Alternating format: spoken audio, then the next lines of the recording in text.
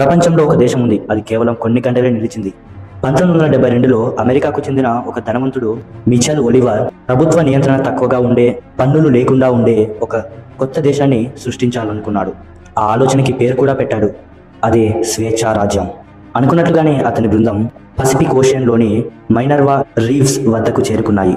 అక్కడి coral Reeves పై ఇసుకను పోసి ఒక కృత్రిమ దీవిని సృష్టించారు. ఆ దీవిపై జెండా ఎగురవేశారు. ఆ దేశానికి పేరు కూడా పెట్టారు, రిపబ్లిక్ ఆఫ్ మైనర్వా. వాళ్ళు తమ దేశం కోసం నాణేలు కూడా ముద్రించుకున్నారు, ప్రపంచానికి అధికారిక ప్రకటన చేశారు. కానీ పక్కనే ఉన్న టాంగా దేశం ఆ భూభాగంపై తమకు హక్కు ఉందని ప్రకటించింది. టాంగా ప్రభుత్వం ఆలస్యం చేయలేదు, వెంటనే తన మిలిటరీని అక్కడికి పంపింది. బలగాలు అక్కడకు చేరుకుని రిపబ్లిక్ ఆఫ్ మైనర్వా జెండాను దింపి టాంగా జెండాను ఎగురవేశాయి. అంతే, ఎటువంటి ప్రపంచ స్థాయి గుర్తింపు లేకుండా, ఎటువంటి రక్షణ లేకుండా ఆ కళ అక్కడితో ఆగిపోయింది.